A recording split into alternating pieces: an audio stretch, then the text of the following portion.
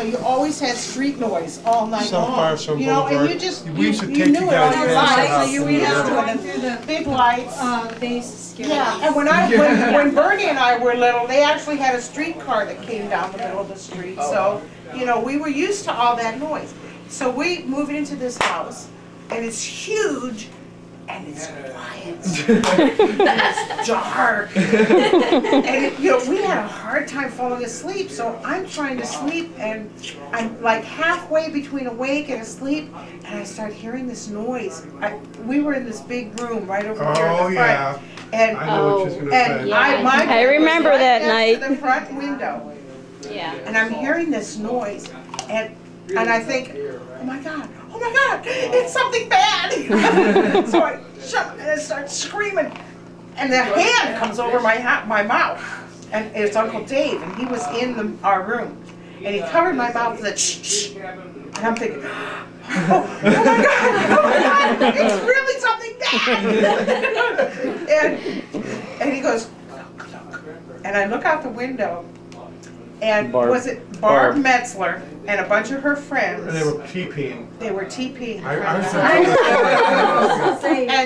Yeah, they were Barb was Dave's age. She went to St. V's though, but they knew Dave. And so they're TPing the house, and that was the difference in sound. I mean, I could hear them throwing toilet paper. That sound is what woke me up.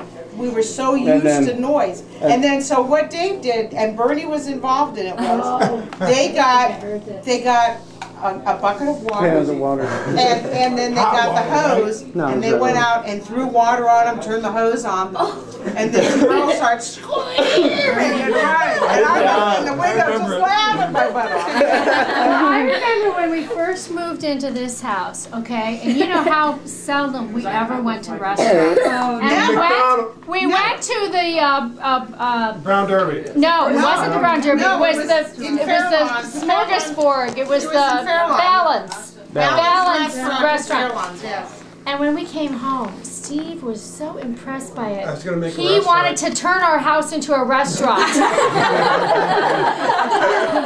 And it was just for this room. Yes. Tables would go in here. That's right, and you started serving us and waiting on us. Oh my gosh. Sounds like something like Amy comedy. I used to try Well, remember we got McDonald's first day we moved here? We couldn't believe that. That was like wow. Feast. Yeah. And then after going to Balance, which was what, in 1960? I forgot Balance name. Okay, then we didn't go out to dinner again until it was David's wedding rehearsal. We went to in 73, that'll tell you. That was the rehearsal dinner that we The rehearsal dinner for their wedding. That was it. Where was it? That was it. I'm serious. That's all we went out to. Unless we were in Wyoming. Yes. Yeah. Oh, That's because Uncle Bill and Aunt Ruth Didn't want to cook. Well, and they knew it was a treat for us, and they took us to a nice restaurant. You know, but that's what we do. Little things that said medium rare. Yes. I saved. That was our souvenirs. The toothpicks from the Shirley Temples. I saved all those. You know, when we went out that summer, that was our souvenirs. Seriously. Here's what your grandpa did. One summer, after we'd moved here, one summer, Grandpa took the girls to Wyoming, and the next summer he took the boys to Wyoming. I don't remember that. No, well, there was an earlier trip that you don't remember because you weren't born yet. When, let's see, it was Uncle Ed and Aunt Margaret, Austin and Irene and their kids came to visit us, and then you and David went back to Wyoming with them, and then we all drove up to Wyoming. Yeah, we were there for most of the summer. Right. Wow, that was the first I trip. didn't know that. Yeah. Oh yeah, that was awesome. But when we went as girls, just the girls, Ruthie and I stayed with Aunt Ruth and Uncle Bill. And the thing about Aunt Ruth and Uncle Bill was they were very wealthy. And we weren't. And we didn't know we weren't. And we had never seen anything like this house and the stuff that they did. And you could get pop. They would give you pop. You weren't even sick. We only got pop when we were sick. That was at our old house where they had the field next door where they'd throw stuff to the dogs. Yes. So Right. So there were a whole bunch of stories about what happened when we were there. But one night we went to dinner. Do you remember? No, that was early. You don't remember that one. That was before you were born. I remember things. Aunt Ruth took us shopping. Do you remember that downtown? She would buy a lot She for us. bought us a She bought ton us of coats, clothes. coats. That was when it was the girls, right? That's the girl. Oh, because we got these wonderful, they were corduroy I jackets. loved those jackets. Those blue and I had like a brown or a And I had tan a or blue something. one. White whale corduroy coat because we had nothing to go up into the mountains with. It was August. Why would we bring a winter coat with us in August? And she knew I loved horses, so she got me a coat that not just zipped here, but it zipped up for the saddle. Oh wow. Yeah, it was really cool. And we had no idea why are we getting coats? But we weren't going to say no. So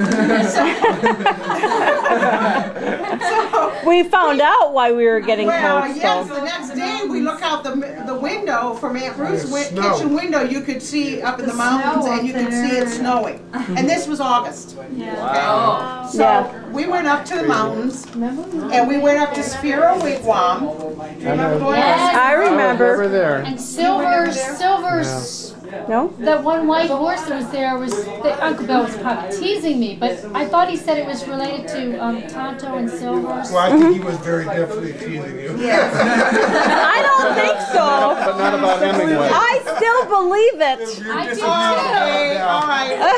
You can go ahead, Virginia. You can believe it, Virginia. There's a bridge in Brooklyn, I know. Yeah. But Hemingway stayed there. Yeah, Hemingway stayed at the place that Grandpa Redle had. How generous Bill and Ruth were.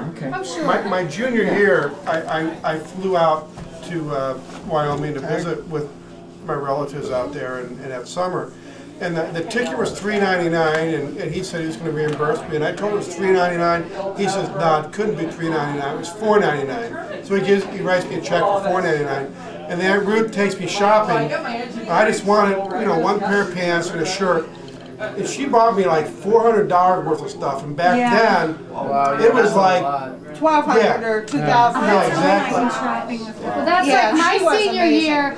I saved, I worked at McDonald's. I saved my money, and I used practically all of it to buy a plane ticket to go out and visit. Yeah. And I wasn't expecting anything. I really wasn't. Yeah. I had no idea. No, it was just so and cool visiting them. I was sitting, but I was sitting in the kitchen, and I was talking to Aunt Ruth, and she just casually said, well, how expensive was that plane ticket or something like that? And I think it was like $500 or something like that.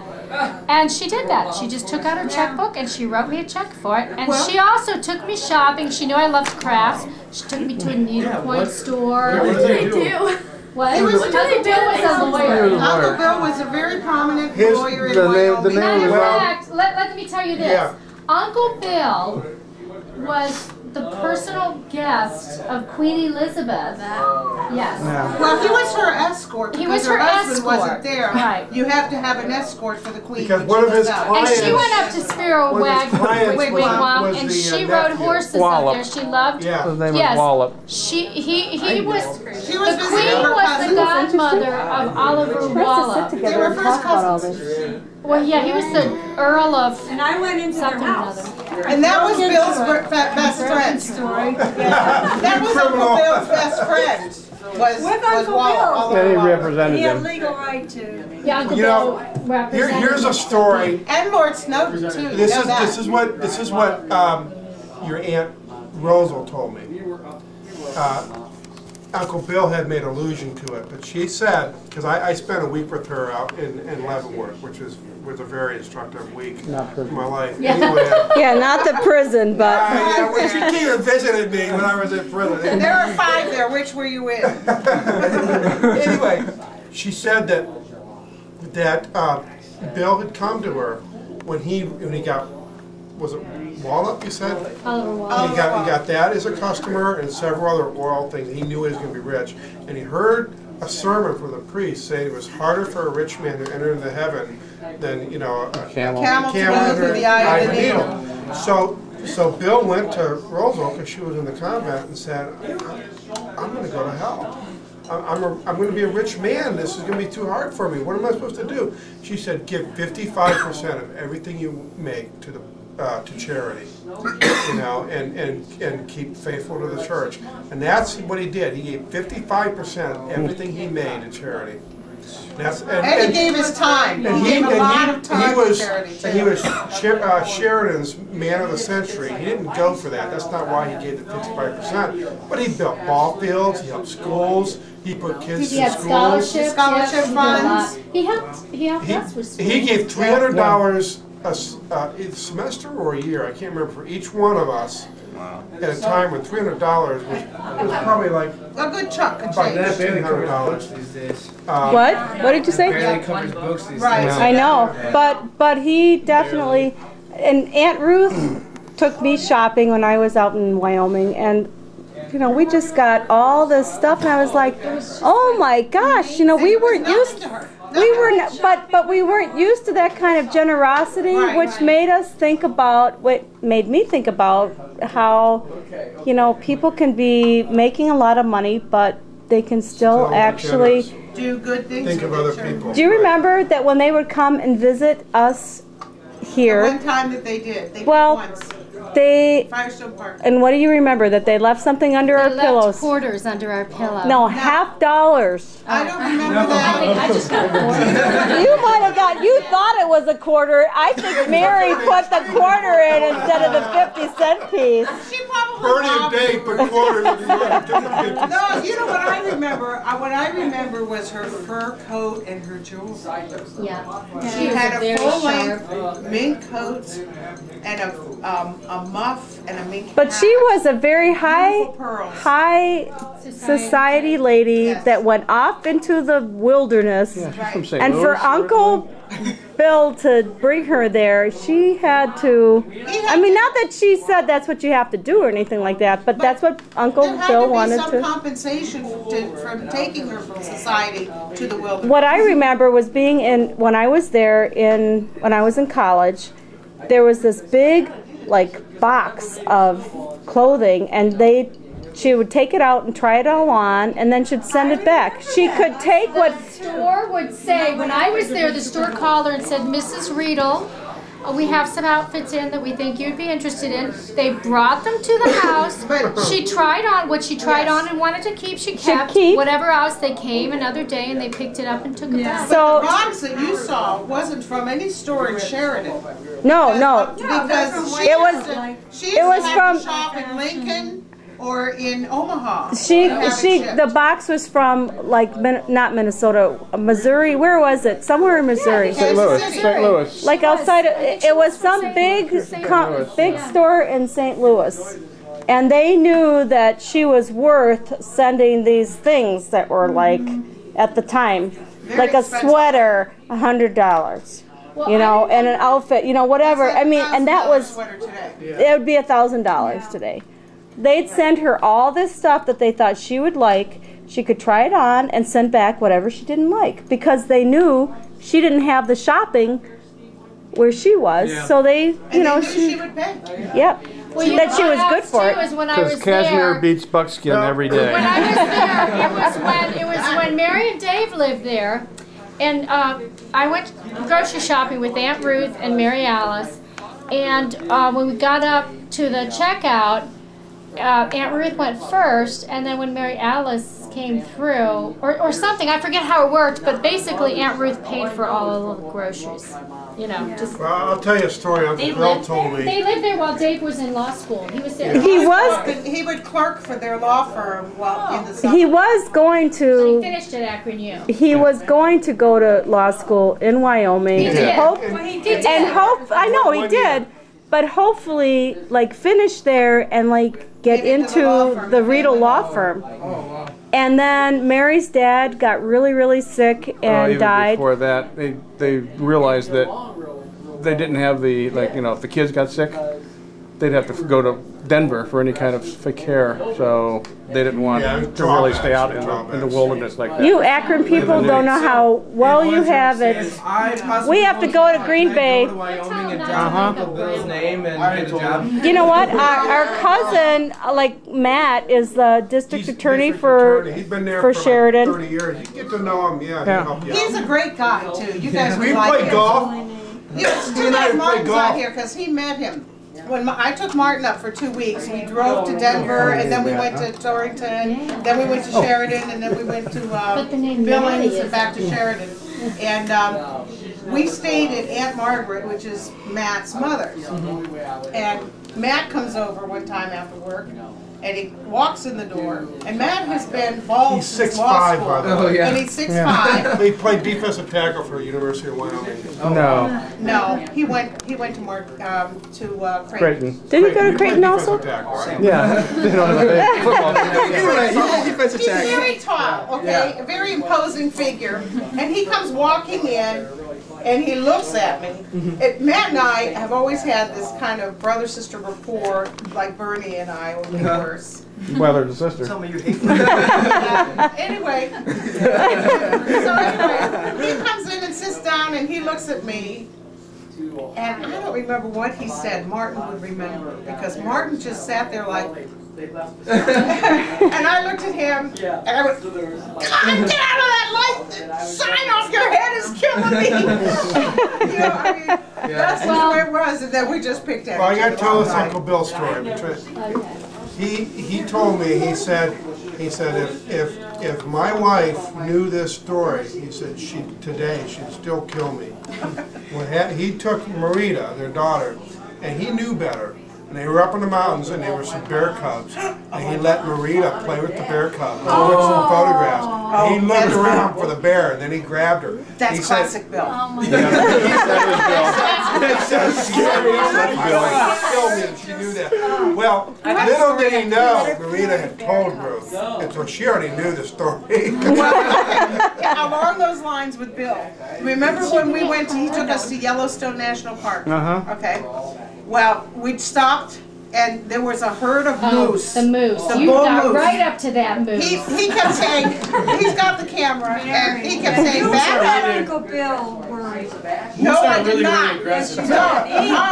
No, he was talk to me. He was giving you a line because he's telling me, he's saying back up a little more, a little more, and pretty soon I'm just about in the water with the moose. I'm up there, I'm as close to those moose as I am to you. And these are moose. And then he takes a picture and says, okay, come on. Like he was holding his breath, like, oh, I hope it's working.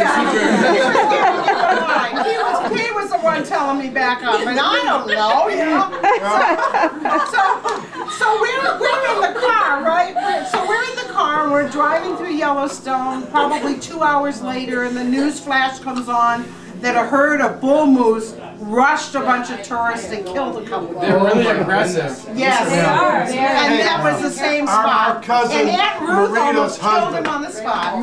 Pat, he told me a story. We were fishing up in the Bighorn. Remember that lake? Yeah. I don't remember the name of the lake. The one that we were all at. Yeah. Anyway, he said that he and two of his buddies, they were hunting for elk. It was in the winter.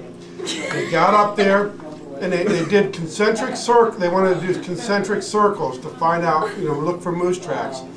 And he's up there, and he feels this hot breath on his back, and he figured it was one of his guys, He turns around, and he said it was a bull moose that close, looking at him. And those things are, they're 2/3 the size of They this can room. kill you I know. easily. And he's breathing on him, and his heart was pounding so bad, he knows you have to be very still. He was afraid that his heart pounding would incite the moose to kill him. And he stared, and he said it seemed like an hour. He said probably about a minute or two. He said he started backing up slowly, and he got about 20 feet back, and the moose turned around and walked away. And when his buddies found him, he basically said for 2 hours all he did was his heart pounded, and he was a basket case. Yeah. He didn't do any harm. Staring death. He knew he was that close to being killed. Yeah, Grandpa Redle, you know, used to go fly fishing a lot, and Dad had his fly caster, you know, what is that called? Fly rod and reel. Fly rod, thank you. Anyway. Fly caster. You can hit him a couple more times. For when he should have been hit. What'd you say? See, he should have been hit. Hit him for when you should have been hit. Get the nails in. No, I never did that, I always did this. Especially if it's about candy. Teresa was the name. That's because you used to fight with me and Dave more. Yeah, that's right. You guys taught me how to fight. Anyway, they taught me how to throw a punch. Anyway, so the story goes that Grandpa was in, you know, fly fishing, and he caught quite a bit of fish. And you know, our grandpa, this is something you guys don't know, but he used to fish and hunt, and they had a garden, and that was their food. They didn't buy food. Well, yeah, the store, but they did a lot Well, of at one point, that was pretty much it. When they were, when the score, he cast the trout and he put him in his He had creel. his creel. He had a creel that he put the fish in.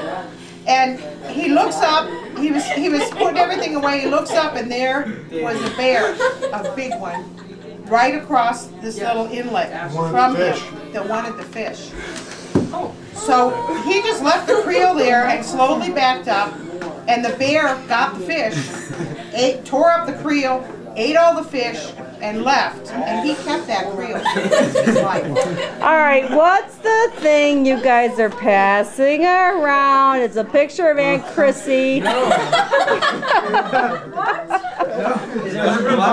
Where did that come from? Where did you get this picture? What picture? You guys are passing this around, all right? No.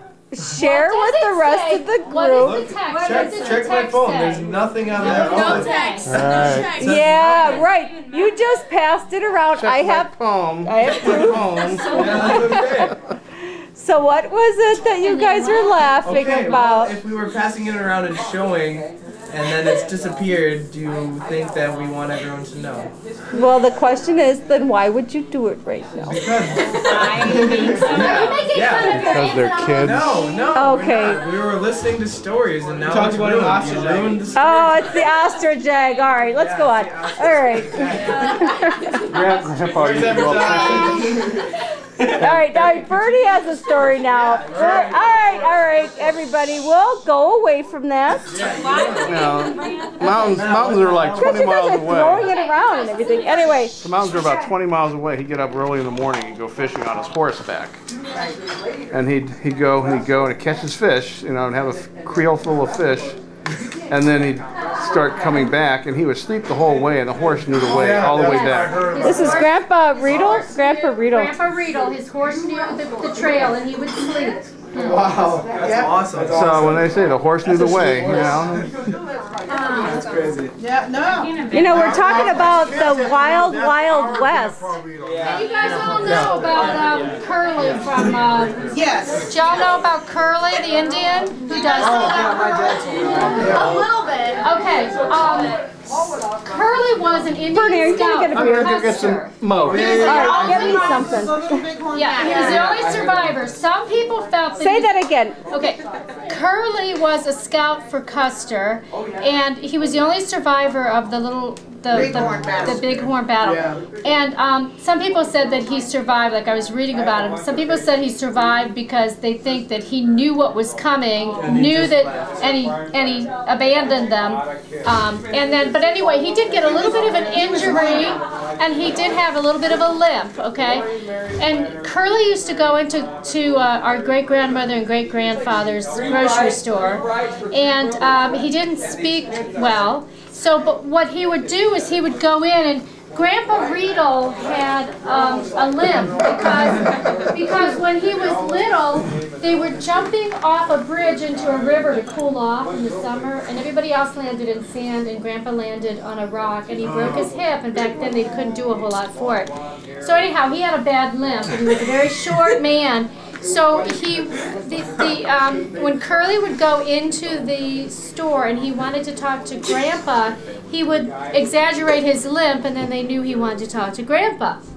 And then Dad said that they had an Indian name for Grandpa, which was Little Man Who Limps Along. That was Grandpa, not Daddy, but Your great grandpa. Great grandpa. And he was my grandpa Redle. And he traded the run and bite. He traded for the run and bite. Yeah, you're right. Well, we'll talk about the run and bite in a minute. Torture. Talk about that in a minute. But before he married Grandma Redle, he would hunt in the mountains and fish with the Indians for a month at a time. And then when he got married, now Grandma Redle came from Boston. It was not You guys, all right, everybody listen to Steve, because this is interesting. This is, wait. She came from Boston, and you know, they weren't used to Indians, you know. They heard stories about She Indians. was scared to death. So they're out there in the West, and here comes Grandpa's friends, the Indians. And they got teepees up there, and she's holding fort in the house, and she doesn't want any of them around there.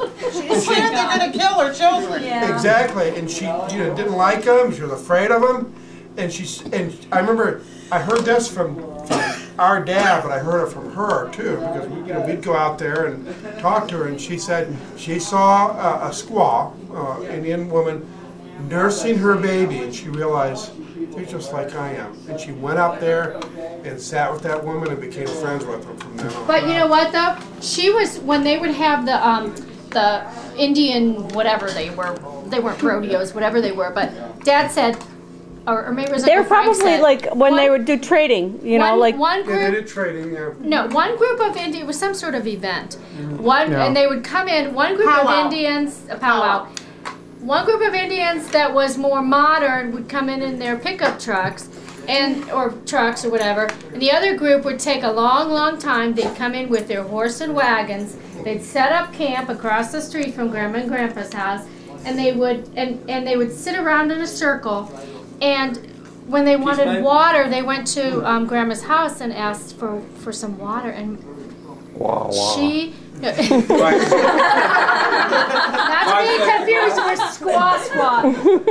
Anyway, Or milk. she would take the ladle and she gave it to them, and then Dad said she never used that ladle again. She would tell the kids to throw it away. She would never use it again because she was prejudiced against She was Indians. afraid, and she thought that they were full of germs. Not to be and disease. confused with Mom's potato masher.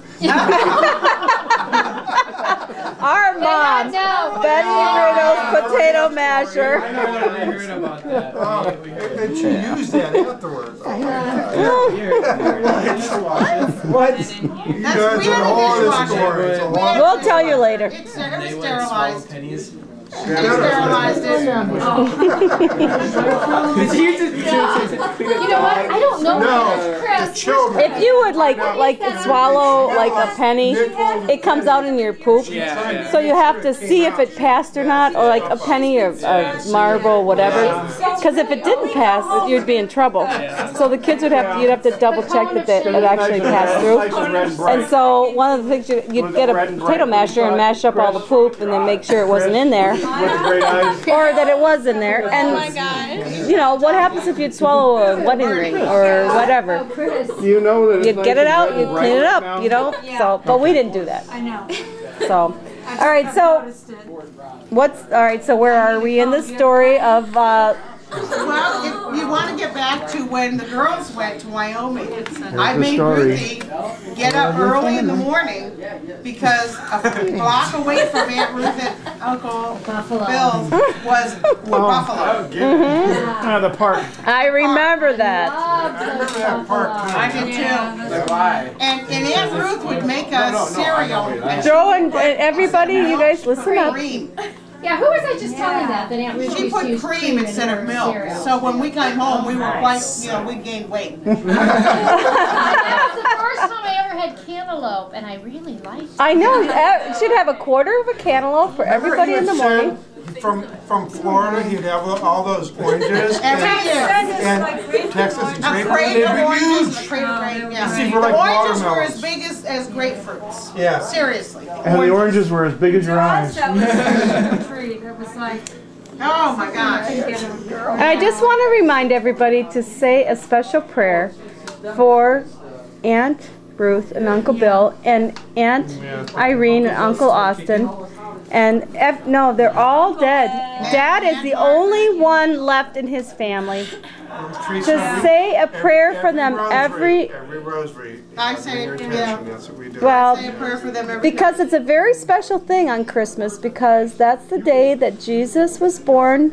And yes, Joey, and I know you know that, but the whole idea that in purgatory there are a lot of people that actually, just because it's a special day, they get special graces, and there are a lot of people that are going to tomorrow have a Christmas present. That's right. Right? That's right. That's right. And so it's just a very special time to remember people that have died. Think about how we're talking about these people like they're special and honoring them. That's right. And someday, maybe people will do that for us too. Do you know that Mom said recently, do you know what she said about her dream? No. She said she had a dream and she said it seemed so real. And she said she always prays for the poor souls